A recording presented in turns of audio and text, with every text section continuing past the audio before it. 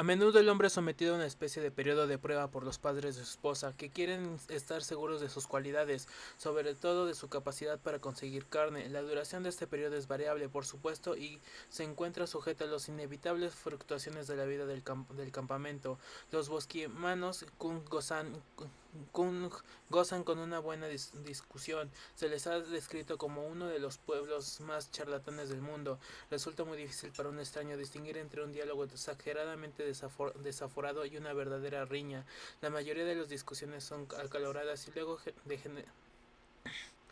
luego degeneran en batallas dialécticas de una riqueza shakespeariana. A veces, en medio de este alboroto, uno de los presentes cuenta un chiste o uno de los antagonistas hace un juego de palabras especialmente absurdo y todo el campamento corrompe en carcajadas. La discusión ha terminado. En otras ocasiones, sin embargo, la ofensa es más grave, en cuyo caso se hace precisa la intervención de otros miembros del campamento para conservar la paz. Cuando esto sucede, uno de los entendimientos o ambos se marchan con sus familias más allegados al cabo de algunos días. No alegan la riña como motivo de su marcha, sino que inventan algún pretexto, como por ejemplo la intención de trasladarse a una zona diferente, donde se dice que las plantas nutritivas son mejores o la caza más abundante. La, es, la decisión del campamento, o sea, el hecho de abandonar un campamento para irse a otro, encontrándose estos en continuo estado de tras trasiego, constituye un medio muy eficaz de evitar la violencia. A veces, sin embargo, como en todas las comunidades, cuando las tensiones se generalizan y proliferan en mayor grado y lo que es menos frecuente alcanzan mayor dramatismo, es necesario solucionarlas. Este es objeto de la danza del trance.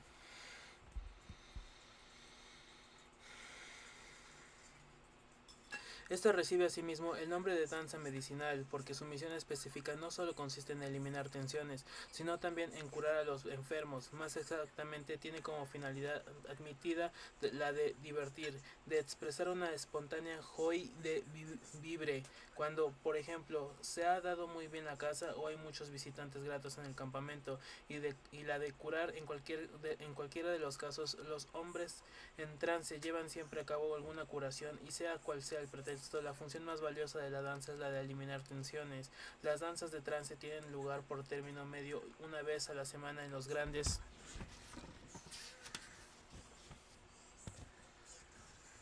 campamentos y una vez al mes en los pequeños, aunque por tratarse de un hecho espontáneo, su frecuencia varía notablemente. Las mujeres se sientan en círculo, hombro con hombro, de cara al fuego. Ellas ponen la música, cantando y dando palmadas. Las canciones y los ritos son tradicionales, pero las mujeres se divierten inventando nuevas versiones. Los hombres bailan a su alrededor, girando en círculo en uno y otro sentido alternativamente. Los ancianos y los niños se sientan alrededor de otras hogueras, fuera del círculo de la danza. Esta no comienza hasta después del anochecer. Algunas mujeres encienden fuego y empiezan a cantar, otras se les unen y los hombres se ven incitados a la danza. Solo mueven las piernas, el resto de su cuerpo permanece completamente rígido. Sus pies ejecutan un vigoroso pataleo muy breve. Pasadas unas horas, los hombres empiezan a caer en trance. No se utiliza drogas. El trance es provocado exclusivamente por un alto grado de concentración, por una disminución del anhídrido carbónico de la sangre debido a la rápida y profunda respiración de los danzantes y a la autosugestión. Los primeros en alcanzar el estado de trance son asistidos por aquellos de sus compañeros que aún permanecen despiertos. Cuando están en pleno trance, los hombres se mueven entre los cantantes y espectadores, especialmente entre los enfermos, curándoles. Mediante la imposición de sus manos, este es el momento culminante de la danza. Como es natural, todos los hombres no llegan al trance al mismo tiempo, pero después de haberlo hecho uno tras otro y de haber representado el acto curativo, caen en un sueño muy profundo. La danza dura generalmente toda la noche. Los momentos de mayor intensidad tienen lugar inmediatamente después de medianoche y al amanecer, por lo que resulta en extremo agotador. No es fácil soportar la intensa prueba de la danza del trance, por lo que los jóvenes caen a menudo pesadamente en la maleza o en la hoguera situada en el centro del círculo de mujeres cantoras, como podrían quedar sin sentido o producirse graves quemaduras a sí mismos o a algún otro. Los hombres más experimentados tienen que controlarles. Un hombre experto puede canalizar su energía emocional y caer en trance controlado, con frecuencia 2 veces en una noche. Evidentemente un trance de este género tiene que ejercer un efecto purificador sobre la comunidad, puesto que involucra a todo el mundo en el campamento. En el transcurso de esta experiencia de enorme intensidad, se ve aliviada cualquier tirantes que haya resistido los diversos medios puestos en práctica para eliminarla. Según Thomas Hobbes, filósofo y político del siglo XV2, la vida en el seno de la naturaleza es pobre, solitaria, sucia, embrutecida y corta. En realidad, carecía de pruebas para hacer esta afirmación, ya que hay muchos argumentos que demuestran lo contrario. Hemos visto cómo, a pesar de su medio ambiente relativamente desaforable, los bosquimanos de Kalahari disfrutan de una vida de razonable abundancia, longevidad, buena salud, armonía y diversión, aunque a los europeos y americanos pudieran parecerles incómoda, deben tener en cuenta que el nivel de vida de los bosquimanos solo es superado por una mínima parte de la población mundial. Los relatos más fidedignos sobre aquellos otros cazadores-recolectores son supervivientes cuyos hogares se encuentran situados en las zonas más favorables de los trópicos, entre los 30 grados de latitud norte y sur, muestran, aunque de un modo tan palpable, que hasta hace poco también vivían bien. En efecto, es probable que todos los cazadores-recolectores que se desenvolvían en ambientes a los que estaban adaptados gozasen de un elevado nivel de vida. Esto resulta especialmente significativo si tenemos en cuenta que toda la humanidad, salvo una mínima parte, ha vivido de la caza y de la recolección en ambientes exactamente iguales. El cráneo encontrado en el este del lago Rudolph en Kenia por Richard Leakey es una prueba de que el hombre ha existido desde hace casi 3 millones de años. El 99% de este periodo ha vivido como cazador-recolector, de forma muy parecida a como lo hacen hoy los bosquimanos. De los 80.000 millones de hombres que se calculan han existido en total hasta nuestros días, solo el 6% ha vivido en la agricultura, menos del 4% de la industria y el resto de la caza y la recolección. El glaciar Lewis en el monte Kenia, los grandes cambios climáticos y ambientales experimentados al final de la glaciación pleistocénica pueden haber roto el equilibrio entre las relaciones del hombre y el resto de la naturaleza, provocando la explosión demográfica que aún subsiste en nuestros días.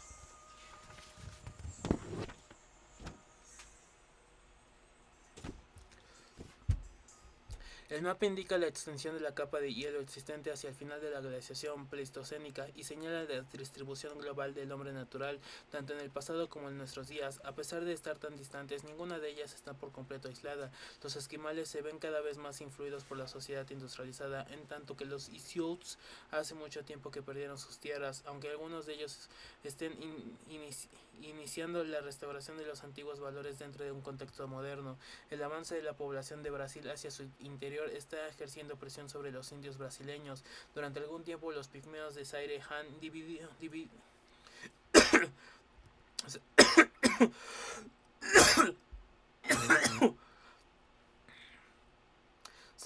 vivido junto a los invasores bantúes en una mezcla insuscitada de libertad y semidependencia. Aunque muchos bosquimanos se han educado en el seno de nuevas culturas y están apegados a las grandes, buena parte de ellos viven todavía según el estilo tradicional, al contrario de los aborígenes australianos, cuya cultura ha sido totalmente erosionada.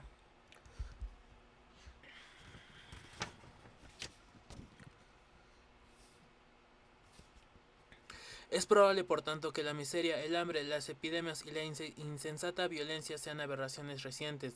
Nos hemos acostumbrado a considerarlas como algo innato en nosotros e inevitable, y sin embargo la humanidad se ha visto libre de tales aberraciones durante la mayor parte de su existencia. Esto no quiere decir que los conflictos, la enfermedad y las penalidades fuesen desconocidas, sino que no prevalecían en mayor grado que entre los demás animales superiores. ¿Qué sucedió?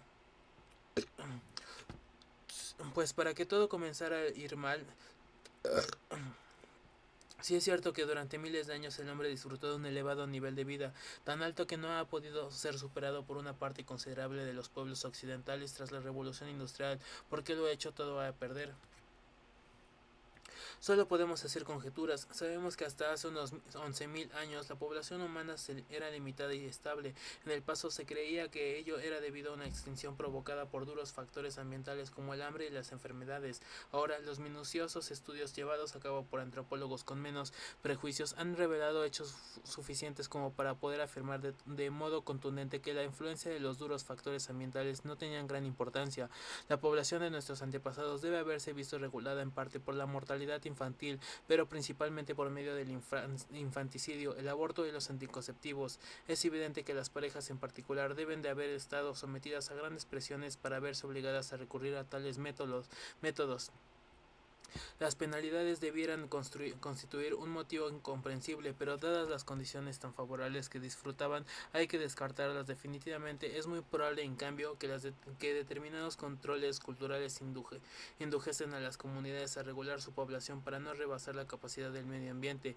No tenemos una idea muy precisa acerca de la naturaleza de estos controles, pero sabemos que debían estar relacionadas de algún modo con las condiciones ambientales. Hay muchos animales que regulan su número y se han descubierto que el secreto de su éxito reside en una sutil seña de alerta a su debido tiempo por parte del hábitat que pone en marcha el mecanismo del control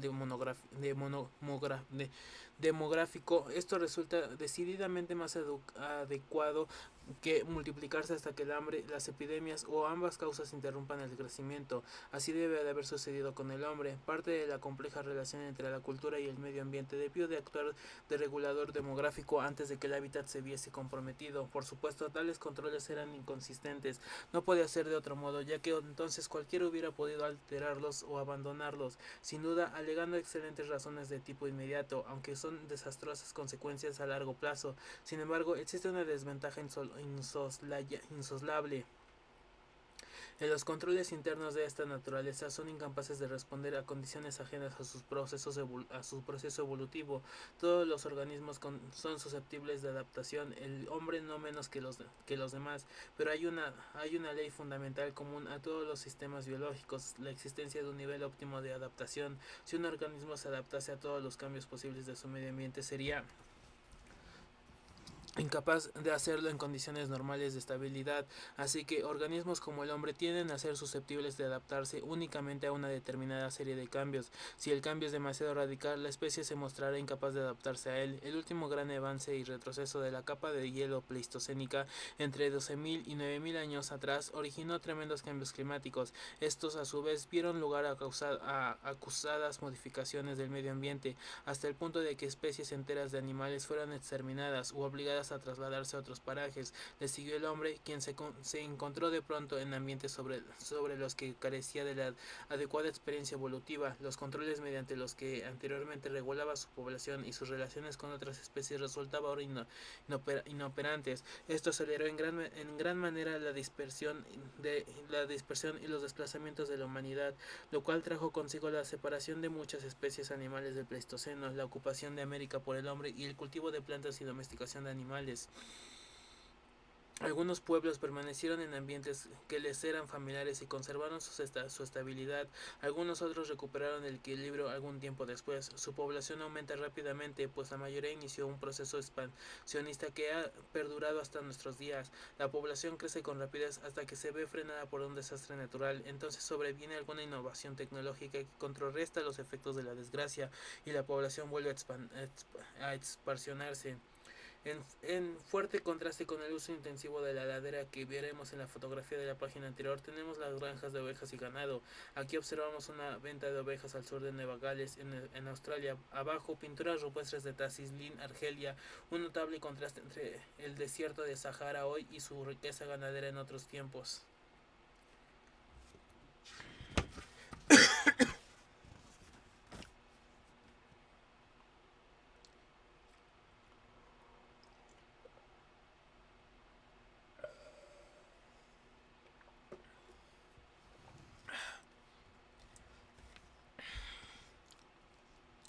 El hombre natural y su medio ambiente.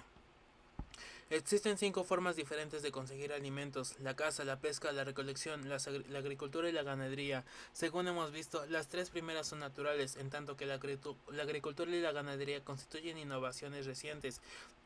Se cree que el hombre no empezó a pescar hasta cierto tiempo después de haber comenzado a practicar la caza. La caza es el medio de subsistencia más asociado con el hombre natural, aunque la mayoría de los cazadores recolectores no dependen de ella en más de un 30 o 40% en peso del total de su dieta.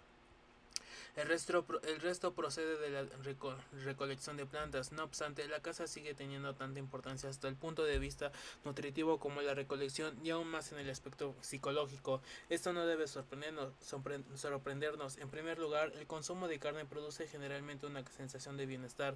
La mayoría de la gente considera todavía que no hay nada como sentarse ante un buen bistec, y es realmente chocante que se menosprecie el pescado como sustituto de la carne, incluso en aquellas zonas donde es más barato y más fácil de obtener. En segundo lugar, existe gran dramatismo en la caza, en la idea del hombre midiendo sus fuerzas y su talento con otro animal, arriesgándose por la comida para toda la comunidad. Esta idea ha prevalecido en pueblos que ya no son capaces de cazadores recolectores.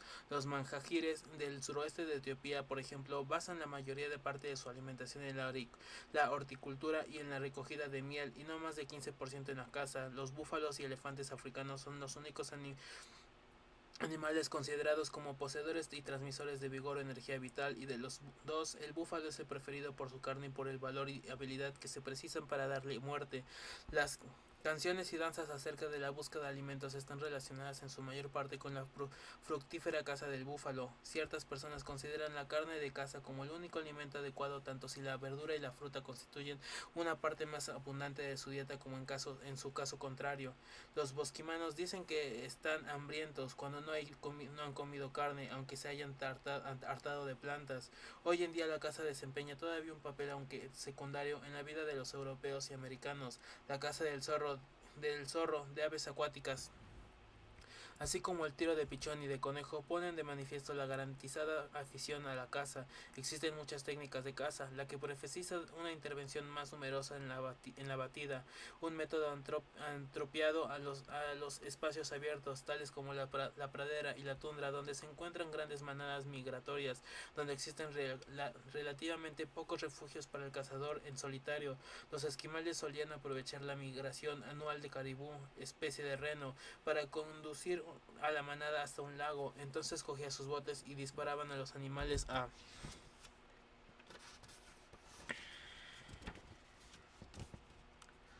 placer. Sin embargo, nunca desperdiciaban nada de la caza, ya que la carne era conservada en hielo, y las pieles limpias y curadas se utilizaban como prendas de vestir. Sabemos que los que más practicaban la batida fueron los indios de las llanuras norteamericanas, los cuales conducían a los búfalos hasta el borde de los riscos o a cualquier otra parte donde no pudiesen escapar.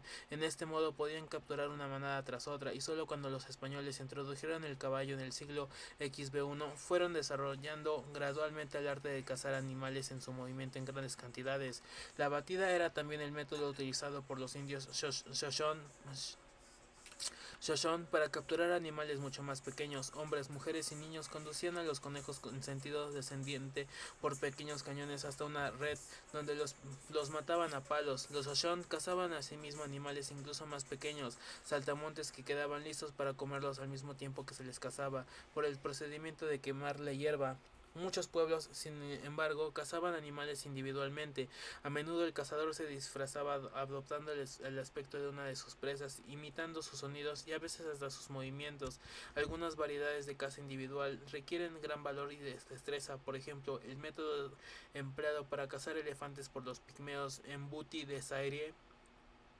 Un hombre se sitúa detrás del elefante y le utiliza una de las patas traseras. Otro hace lo mismo con la pata trasera restante, y cuando el animal se halla indefenso, los cazadores le dan muerte. La lanza, el arpón, el arco y la flecha no son las únicas armas de caza. Igualmente importantes son las trampas. Los manjajires, por ejemplo, sacan especial provecho de las túpidas selvas en que viven, donde los animales siguen sendas precisas. El manjajir coloca la trampa sobre la senda en sentido transversal, de forma que los animales, cerdos de los arbustos, gamos, duikers y puercoespines se ven obligados a pasar a través de un lazo corredizo sujeto a un palo de gran tamaño. Este se dobla previamente hacia adelante, de manera que cuando el lazo se suelta, salga disparado hacia atrás matando al animal. La pesca se practica aún en gran escala, pues solo una parte insignificante de la pesca mundial se cría en viveros. también uno de los deportes más populares del mundo. Igual que sucede con la caza en tierra firme, hay una gran variedad de métodos y aparejos para pescar. Algunos pueblos amerindios practican la pesca con arco y flecha, otros con lanza, pero quizás la trampa y el veneno sean los sistemas más eficaces. Se fabrican una gran variedad de trampas, desde unos cuantos a manojos de juncos.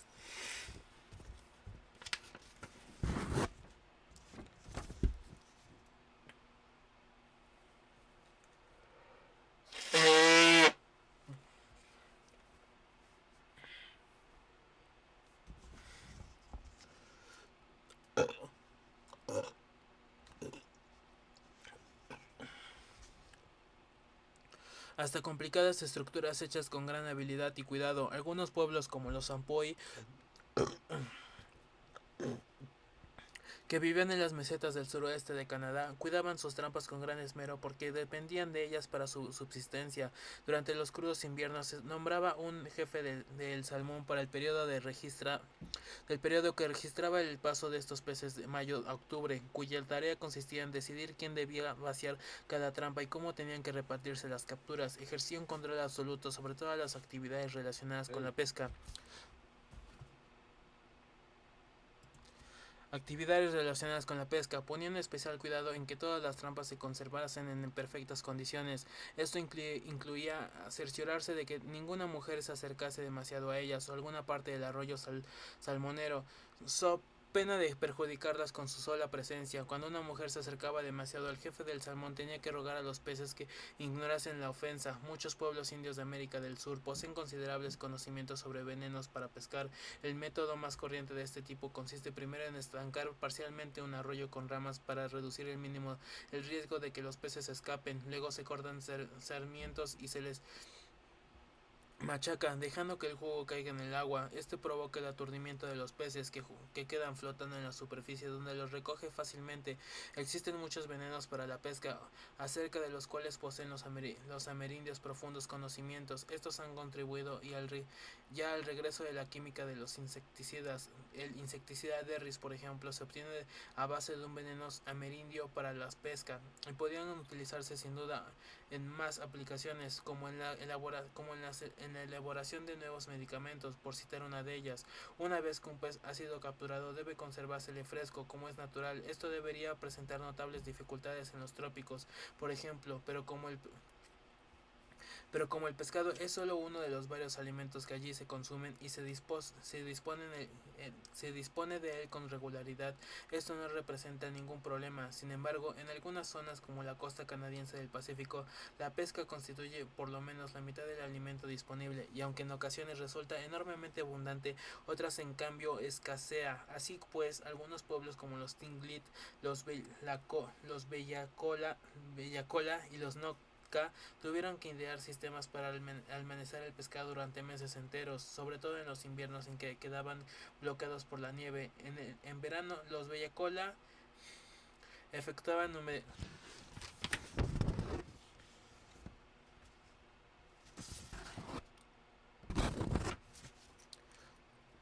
numerosísimas capturas de salmones jorobados y de lomo azul, halibut y bacalaos que ponían en secar al sol sobre parrillas. En otoño se capturaban otras variedades de salmón como el salmón coe y el salmón perro, los cuales se ahumaban en el interior de las viviendas en el interior de las viviendas al abrigo de la lluvia. Los salmones perro y de lomo azul se conservaban mejor porque son más grasosos que los demás. De las partes grasas de los peces más ricos se obtenía aceite. Cuando se consumía el pescado seco, se empapaba previamente en este aceite que proporcionaba a los indios una considerable cantidad de grasa e hidratos de carbono.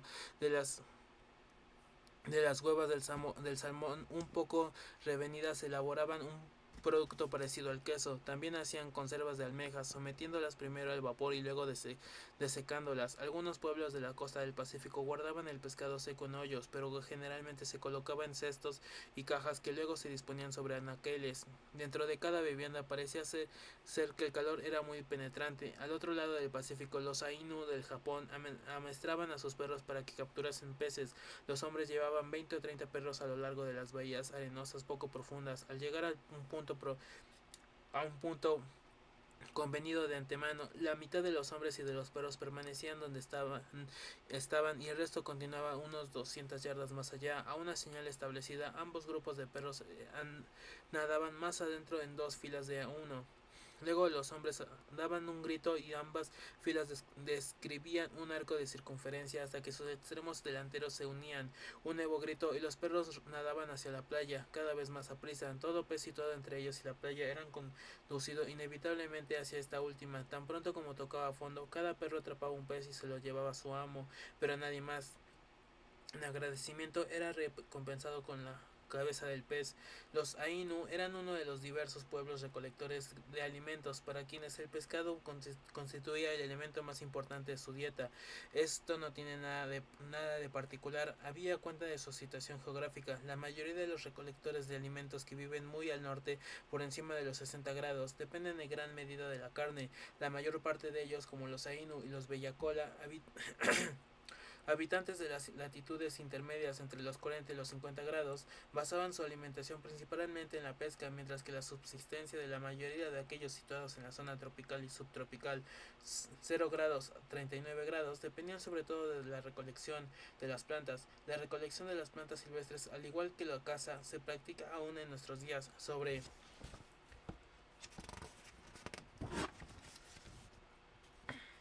todo como diversión. La gente recorre los campos y los setos en busca de nueces, zarzamoras y hongos, no porque ellos representan un papel esencial en su vida, sino porque constituyen un agradable contraste con la oficina o una distracción para los niños. Las plantas en otro tiempo se obtenían exclusivamente mediante la recolección, ya ni se consumen ni se cultivan se cultivan ex profeso. Existen excepciones, las algas son recogidas aún por los japoneses en grandes cantidades y algo menos por los gales, las trufas recolectadas por los franceses y los italianos sencillamente porque no pueden cultivarse, y hasta 1968 el arroz silvestre, para ser exactos, este último no es arroz en absoluto, sino una especie distinta de grano con entidad propia. Este delicioso alimento, además de constituir la dieta primordial de los indios Chewa de Minnesota, es muy apreciado como artículo de lujo por muchos americanos. Los Chippewa recolectan aún arroz silvestre a pesar de que en muchos otros aspectos han adoptado una forma de vida industrial dentro de su pobreza. Esto se explica sobre todo porque la recogida manual del arroz constituye un vínculo fundamental con el pasado, pero también porque el arroz crece de tal forma que la recolección a mano es mucho más favorable para los arrozales que la recolección mecánica. En la actualidad, por desgracia, el arroz silvestre es cultivado por el americano blanco en arrozales, privado con ello a los indios progresivamente de un valioso y tradicional medio de vida. Para la mayoría de los pueblos, sin embargo, la recolección de plantas silvestres tuvo en otro tiempo una importancia decisiva, por lo que resulta curioso que fuese confiada casi exclusivamente a las mujeres en cada grupo, mientras que los hombres se ocupaban de la caza y de la pesca. Incluso actualmente entre los aborígenes australianos se despierta occidentalmente, las mujeres son las principales proveedoras, dedicando una tercera parte más de tiempo que los hombres a la recolección de alimentos y su preparación. A veces los hombres engañan a las mujeres diciéndoles que van a cazar, luego, una vez se han alejado bastante del campamento, pasan el resto del día tallando culturas sagradas u ocupados en alguna otra actividad menos fatigosa que la caza.